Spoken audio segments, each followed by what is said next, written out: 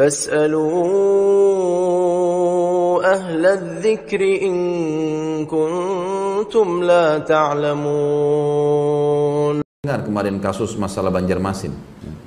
Saya pas tiba di sana, saya bilang sama panitia, Ustadz gimana ceramah? Ceramah. Kenapa nggak ceramah?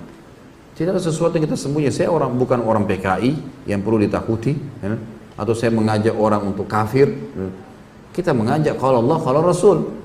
Ceramah saya semua hampir 600 judul ada di YouTube, bisa ditonton sama semua orang, bisa dinilai. Semua rujukan kita, kajian kitab Minhajul Muslim, kajian Riyadhus Shalihin, kajian tentang Nawaqidul Iman, buku-bukunya ada semua. Referensinya jelas. Dan saya sangat terbuka, kalau ada sesuatu yang salah, nasihati silahkan. Alhamdulillah, jazakallah khair, kau nasihatin, gitu kan. Tapi rupanya tidak tahu surat itu dari mana, tidak ada kop suratnya, tiba-tiba main mengancam. Ini semua hal yang sama sekali jauh dari adab kaum muslimin. Ya. Di Indonesia, teman-teman yang tanda tangan di situ, mengatasnamakan, gitu kan, mengatasnamakan lembaga-lembaga mereka, masa kalau Natal jaga gereja? Hah? Masa pemimpin non-muslim didukung? Masa pabrik sendal yang tulis lafzul jalalah mau ditutup kemudian mereka bela? Syiah buat acara dibela, ya. Ahmadiyah dan seterusnya aliran sesat banyak. Ahli sunnah wal jamaah ditahan. Dan apa haknya secara hukum pemerintahan, apa haknya gitu? Tidak ada hak syar'i. Kalau yang tahan mungkin aparat pemerintah, resmi, militer pemerintah mungkin.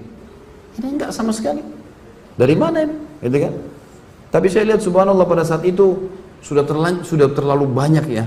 Itu kemarin masa yang datang untuk hadir taklim saja, kalau dihitung-hitung bisa 10.000 kali lebih. Ya. Ada yang sudah nginep berapa hari dari Palangkaraya, dari mana-mana segala macam. Kemudian juga ada yang sudah nginep sampai 2 hari di situ. Akhirnya di tempat yang saya nginep, jazakallah khair Pak Haji yang undang itu, ngumpul semua ikhwah. Masjid tahu tidak datang, saya ditahu di sini datang semua. Akhirnya terpaksa saya buatin taklim di rumah. Tapi apa jawaban saya teman-teman sekalian? Saya bilang, ikhwani. Dan itu betul juga ada akhwat. Kita harus tahu satu hal. Tidak ada dalam agama itu tidak ada cobaan. Ada cobaan. Dalam dakwah ada cobaan, dalam pembangunan ada cobaan. Ada cobaan. Kita anggap ini ada saudara-saudara kita muslim yang tidak ngerti apa-apa tentang keadaan, belum kenal saya, belum tahu, main langsung vonis, apalagi ditulis Khalid Basalamah pemecah umat ini. Apa yang pemecah umat? Apa yang saya pecahin? Hah? Kalau saya disuruh pecahin telurnya mungkin iya saya pecahin telurnya supaya makan gitu. Nah, apa yang dipecahin gitu? Ya. Jadi akhirnya ditulislah hal-hal yang tidak benar. Saya bilang jangan balas kebodohan dengan kebodohan. Ingat, saya minta antum dengan tenang, ribuan orang pulang, jangan buat keributan, jangan balas kebodohan dengan kebodohan. Sudah selesai, nggak masalah. Saya pun akan balik ke Jakarta, gitu kan? Jangan jadikan sebagai sebuah masalah. Ini cobaan. Nabi SAW bahkan dilempari batu di kota Taif. Gitu. Sabar beliau berdakwah, sudahlah. Ya, tidak ada sesuatu yang perlu kita khawatirkan. Jangan balas keterburukan akhlak kecuali dengan kebijaksanaan. Harus begitu, kedewasaan. Udah selesai. Alhamdulillah saya dari kecil sudah terbiasa memimpin lembaga. Artinya sudah biasa dari kecil, dari SD dipilih jadi ketua kelas, jadi begini sampai saya ngajar di kampus di Makassar jadi wakil rektor, kemudian saya jadi ketua yayasan berapa kali. Udah biasa mimpin dan saya udah biasa hadapin banyak karakter jemaah di pengajian dan seterusnya.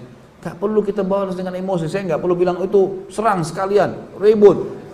Alhamdulillah. Dan saya tetap berdoa kepada Allah mudah-mudahan teman-teman diberikan hidayah. Siapa tahu malah dengan dengar ceramah insya Allah malah lebih baik gitu kan. Tapi ini tidak boleh terjadi. Apalagi di kalangan ahli sunnah wal jamaah. Gak boleh sama sekali terjadi.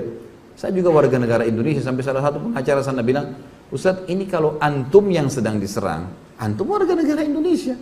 Bisa menyampaikan apa saja sebagaimana pemabuk bisa ngomong apa saja di jalanan. Gak ada urusannya. Kalau materinya silakan disimak. Kalau ada masalah baru disampaikan. Itu pun ada jalur hukumnya. Jalur hukum bisa disampaikan. Baru kemudian ini kalau tiba-tiba mau mengancam saja surat, dilempar begitu saja tanpa ada kejelasan. Sekarang malah dibumbu-bumbuin tuh. Karena dianggap tidak berhasil dibumbuin tuh. Oh sampai gubernur nolak, sampai segala macam hal. Ini tidak benar semuanya. Saya ketemu dengan salah satu saudara kita, pimpinan Angkatan Darat sana yang datang ke pengajian. Kebetulan 16 tahun beliau di Makassar. Kemudian beliau datang pengajian saya sering tapi akbar di Makassar, beliau bilang, loh saya kumpul sama gubernur malam hari itu. Tidak ada perkataan masalah dilarang ceramah antum. Ini cuma dibuat-buat, dibesar-besarin. Katanya di mik-mik masjid disampaikan. Mana mik-mik masjid ini? Ini terlalu dibesar-besarin. Allahu a'lam. Saya juga hadir di masjid. Sempat di Masjid Muhammad Hasanuddin memang disampaikan. Kalau ceramah Ustaz Khalid ini tidak diminta disampaikan gitu kan. Tapi waktu saya tanya orang-orang, betul nggak gubernur bilang? Enggak benar. Itu dari pendapatnya dia pribadi menyampaikan gitu kan. Dan ternyata bersama dengan teman-teman ini kan gitu. Tapi nggak masalah.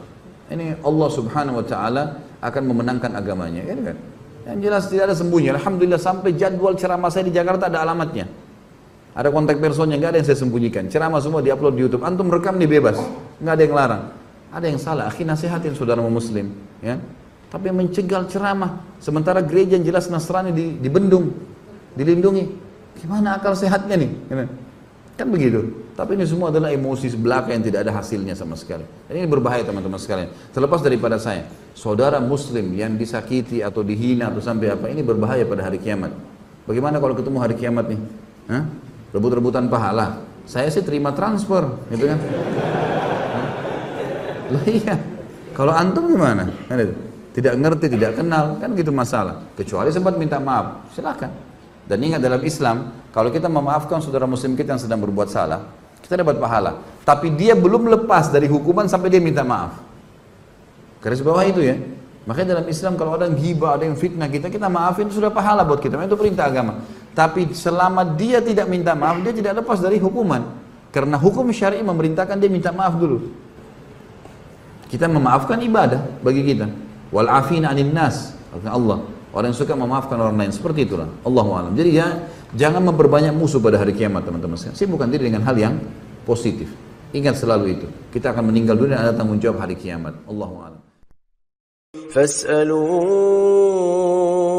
أهل الذكر إن كنتم لا تعلمون